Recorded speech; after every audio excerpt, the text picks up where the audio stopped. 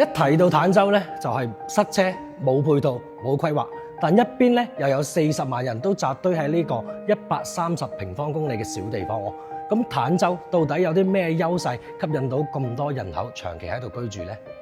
第一，位置先天優勢十足。行政上，坦洲係屬於中山嘅，但遠距離於中山嘅主城區，直接承接珠海俄益嘅城市紅利，口岸同埋商業區咧都好快可以抵達，以更低嘅開支咧享用完善嘅都市配套，出入兩地亦都係十分靈活嘅，照顧屋企人、長者就醫都方便好多。第二，自住性價比超高啊！房價咧大約只係珠海嘅1/3，佢可以用到珠海當地嘅醫院啦、商圈以及全部嘅生活資源。坦洲大部分嘅住戶咧都係跨區生活嘅人群，如果唔係話追求重點學區，冇必要承受珠海嘅一個高昂樓價。坦洲可以大大咁減輕經濟負擔，生活水準咧亦都唔會下降，慳錢之餘又住得舒服。第三，二手流通性強。好多人買樓咧，淨係睇售價，忽略咗日後轉手容唔容易，到時賣樓嘅時候先發現套路咗喺手上。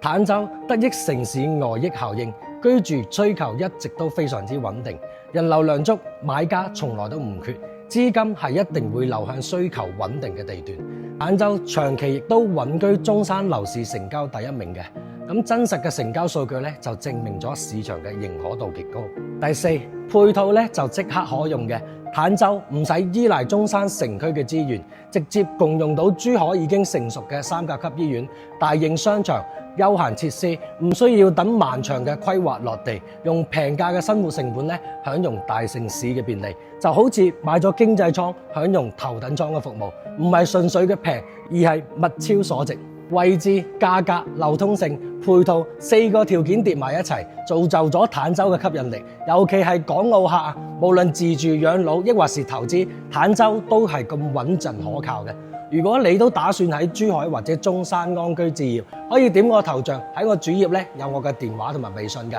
我俾個最中肯同埋最專業嘅建議你。